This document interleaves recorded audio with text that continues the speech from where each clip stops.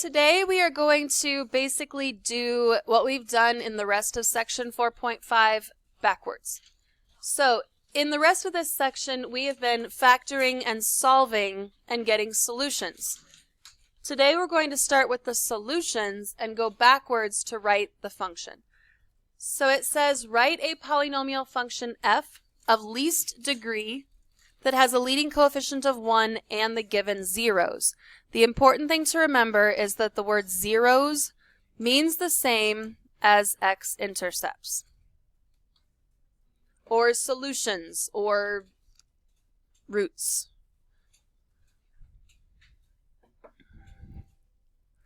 So, in this first example, our solutions are -4, +2, and 5.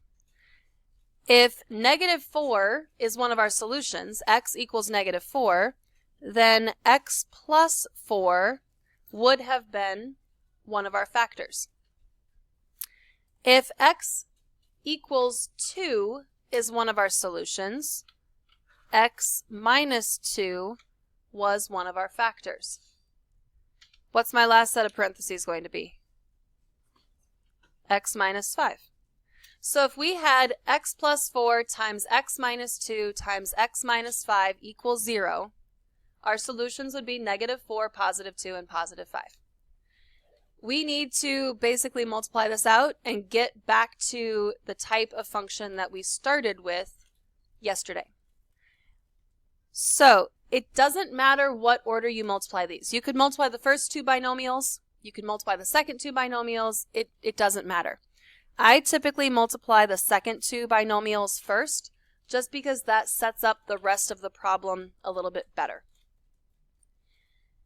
Now that you all are fairly good at factoring, you can actually use what you know about factoring to help you multiply so you don't have to do as much work. Typically, we would do x times x, x times -5, -2 times x, -2 times -5, combine like terms, and then keep going. But remember, when we factor, to figure out the -2 and the -5, we are looking for two numbers that multiply to give us the last number and add up to the middle number. So when we multiply these together, what is -2 plus -5? -7x. What is -2 times -5? +10.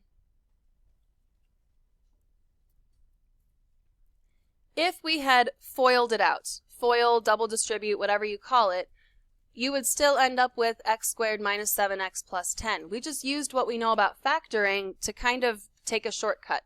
We know that these two numbers, -2 and 5, have to multiply to give us 10 and add up to -7, so we can use that trick to go backwards and get that trinomial.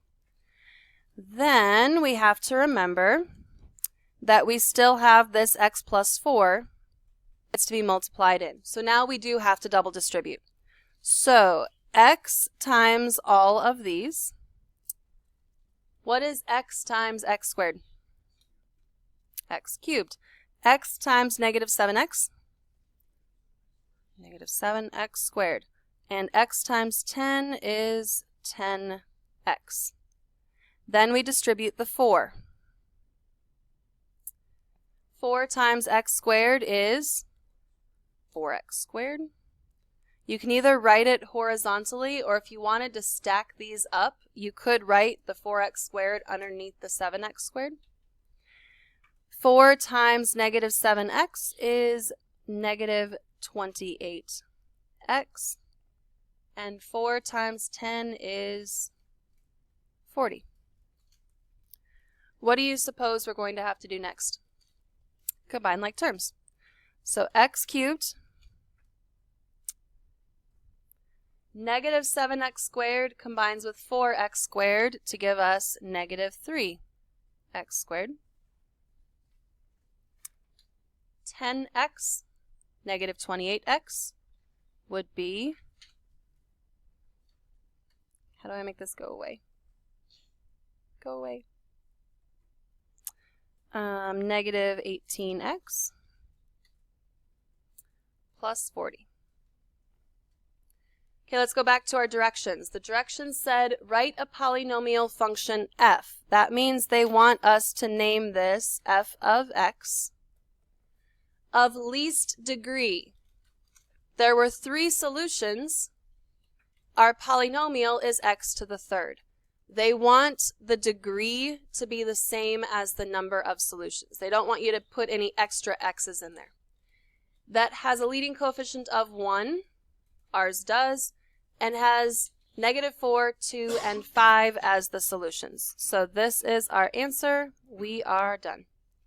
Everything that we do in math, there's a way to undo it. So if I gave you this polynomial and said factor it, we could use what we did yesterday, check all the possible rational solutions with synthetic division, factor it, and get to -4, 2, and 5. Today we're doing that in reverse. All right, let's look at number 2. Our solutions are -3, 0, 2, and 8. So if our solution is -3, what is one of our factors? Okay, let's skip over 0 for right now. How about the 2 and the 8? X minus 2, x minus 8. All right, now, what about the 0? If we have a factor of, or if we have a solution of 0, that means you have to have a factor that when you put this equal to 0 was 0. This means that there's a monomial x in front. If you were to solve this, you would get the -3 from the first set of parentheses, the +2 from the second set, the +8 from the third set, and then this x in the front would give you a solution of 0. All right. How do we multiply this together? I would suggest that you multiply the x and the x plus 3 together and multiply the x minus 2 and the x minus 8 together.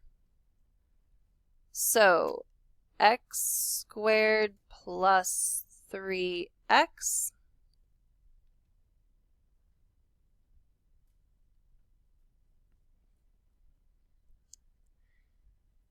x minus 2 and x minus 8. That is a multiplying 2 binomials, which will result in a trinomial. I know the first term is x squared. Do you guys want to use the trick to find the other 2 terms? -2 and -8 add together to give us -10. So the middle term is -10x. -2 times -8 is +16. And now we need to double distribute. So x squared times x squared, what is that? X to the 4th. X squared times -10x, 10x cubed. X squared times, I kind of missed my mark, 16 is 16x squared.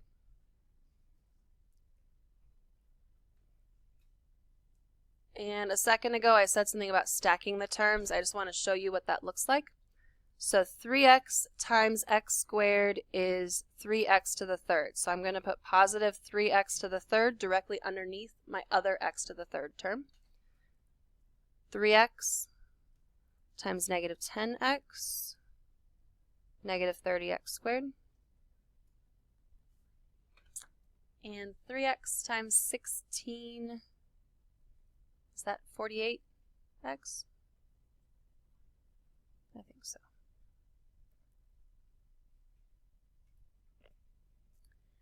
If you stack your terms like this, now your like terms are right next to each other and it's easier to combine them. So x to the 4th minus 7x to the 3rd minus 14x squared plus 48x. To finish it off, you simply need an f of x equals in front.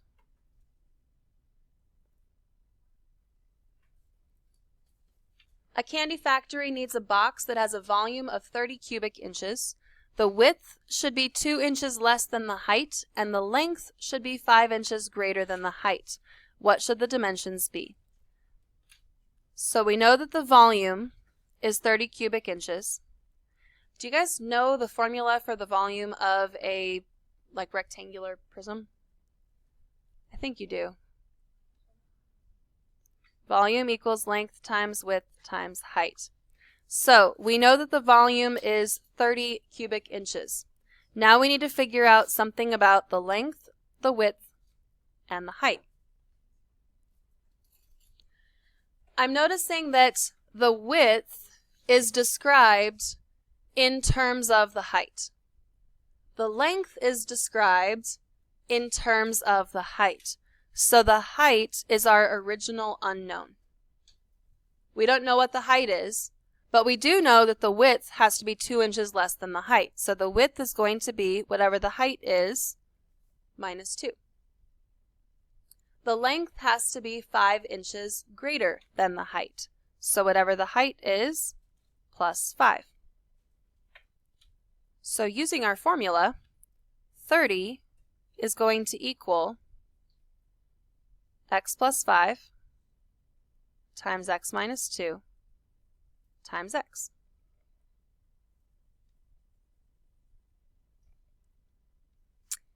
Pick 2 of those to multiply together. I would strongly suggest that you multiply the binomials together first. Because if you multiply a straight binomial that has x with another binomial that's plain x, you can use that trick. So x squared, 5 and negative 2 is positive 3. 5 times negative 2 is negative 10.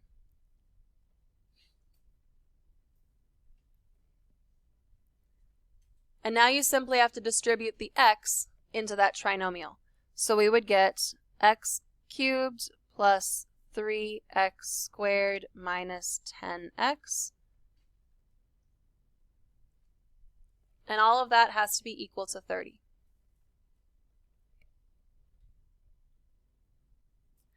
They're asking us what should the dimensions be. So we need to factor and solve this. Do you remember what you should do first if you're trying to factor and solve? We need to get 0 on one side. So 0 equals x cubed plus 3x squared minus 10x minus 30. Now before you jump forward and say, oh, we're going to do what we did yesterday. So we have to look at the factors of negative 30 and we have to test those with synthetic division. Before you jump into that, we should probably try to see if this will factor by grouping, because it might. So if we split this down the middle, what do the first 2 terms have in common? Which leaves us with x plus 3. What do the second 2 have in common? Negative 10, which leaves us with x plus 3. If the parentheses match, factor by grouping works. This means that our factored form is x squared minus 10 times x plus 3. Now we need to talk about solutions. The solution for x plus 3 is negative 3. Can we have a negative 3-inch long box? No, so that's not going to be an actual solution. So our solutions are going to come from x squared minus 10. X squared minus 10 equals 0. Oops. So x squared equals 10. We take the square root. We don't care about the negative square root because we can't have negative length. Our x value is going to be the square root of 10. Someone with a calculator help me out. I think that's approximately 3.16. So your height is going to be 3.16 inches. Your width would then be 3.16 minus 2, and your length would be 3.16 plus 5. So find all those dimensions and write those out. Those are the dimensions of your box.